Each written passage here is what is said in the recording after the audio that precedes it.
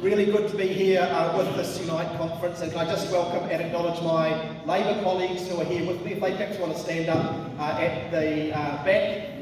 From left to right here we have Nacy, who's our candidate in East Coast Bay, Steph, who's our candidate up in Whangaparoa, Venushi Walters, our wonderful MP from Upper Harbour, and Helen White, our MP and candidate for our community here of Mount Albert. And Marama, can I acknowledge you at the back, our comrades from the Green Party. Also want to kick off for you tonight.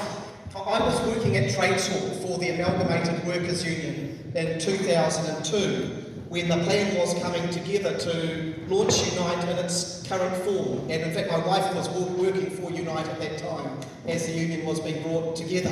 And so I just really want to acknowledge some of the old Tuskers who are here. I saw Jared around the corner here. Some of those people who have been a part of the kaupapa of this union for such a long time. But also to say, how awesome it is to look around this room and see new generations of workers coming through as leaders in this union 20 years into that journey, working with organising other workers around sectors in our country that previously had no collective presence and no union presence. So the story of Unite over the last 20 years has been a really important one in the history of organising working people in our country. I just want to thank and acknowledge every single one of you for the part that you have played in that, and don't ever think that it is not important, because it really, really is.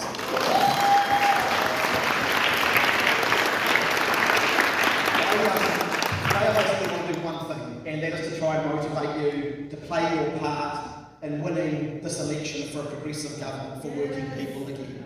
And there are two main things that I want to say to motivate you. The first is a question. Have any of you heard of the name Tim Gurner? Is that name ring a bell to anyone? A few of you putting your hands up.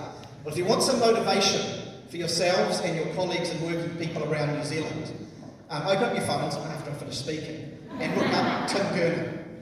He was the Australian, I think, billionaire who was recently caught out in a video clip on social media saying that what we needed was for unemployment to increase because working people had become too arrogant and greedy and should be grateful for the jobs that they have.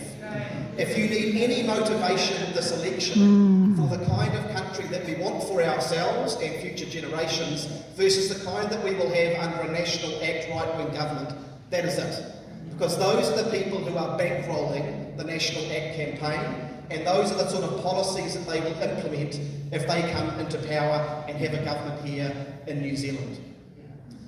We have right now New Zealand's richest man, Graham Hart, who has just donated $700,000 to the parties on the right to try and bring to power a government that will do all of those things that we have heard about today, that will drive an agenda that is about making workers beg and feel grateful for having the jobs that you are in. Now, we had an incredible union leader in our country who many of you will have admired and some of you will have known. That was Helen Kelly, who was our president of the Council of Trade Unions. And Helen made it her life's work before she very sadly died to once again rebuild that notion in New Zealand that workers shouldn't just have to be grateful for having a job, that workers are central to the country that we are building, and that workers have every legitimate right and expectation to be at the table and to share in the wealth of this country without having to beg for it. And that is one of the things that we have tried to change as a Labour government, working with our other allies in the union movement, the Green Party and others in the time that we have been in government over recent years. There have been a lot of things that we've done, but the one thing that I really do want to talk about is this, is fair pay agreements. Because there's the negative reason to be motivated, the Tim Gurners and the Graham Harts of the world who would take us backwards. But that's not actually enough. We need to look to the sunlit uplands and actually dream and think about what can be better for working people in this country. And the single biggest change that we have brought about in over 40 years of our employment relations framework has been the creation of fair pay agreements. And your union right now, as so many of you know, is organising to make that a reality for our hospo workers right around the country. Now, we all remember back to COVID, and during COVID it was tough for our country. And everyone was united at that time in saying we should be grateful for our essential workers, for the people doing those low-wage jobs who kept our country going during that period, people working in hospo, retail, bus drivers, cleaners, and so on. Everyone linked arms and said, oh yeah, we should give them a clap and be really grateful for that work. Or how short some people's memories are. Because actually just giving a clap and saying thank you, in my view, isn't enough. And the point of fair pay agreement is to finally end that race to the bottom, which, as Mel said, has resulted in Kiwi workers in so many of those roles being paid potentially half as much as Australian workers. And fair pay agreements are the big tool that you now have to organise to end that race to the bottom, to have a seat at the table, and to bring about fairer pay conditions and security for workers around the country. It's not actually asking for the world. What it does is to give you a seat at the table to simply bargain for those things. And we are on the cusp of it. Under a re-elected, progressive government, a Labour-led government, fair pay agreements will become a reality for tens of thousands of workers around the country over the next 3 years. And the other lot, they're gone. Don't make any mistake about that. The choice is that stark this election. And so my call out for all of you is to get involved.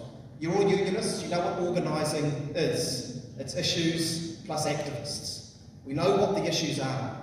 We need to keep fair pay agreements. We need to keep building on fairness in the workplace. We need more affordable and state houses for our families to live in. We need investment in public health and education. We need to keep lifting children out of poverty. All those things that we've made progress on, we need to keep doing more of. Those are the issues, and you are the activists. There's no one else who's going to do it for us. And so the call out this election is for all of you, not only just to vote yourselves, but to organise in your workplaces, with your whānau and your churches and your community groups, and utilise all of those connections that you have, so that people know what is at stake, what we will lose, but actually more importantly, what we can build together if we win a Labour-led progressive government at this election. So let's do it, let's get out there, let's vote, let's organise, and let's win. Kia ora koutou.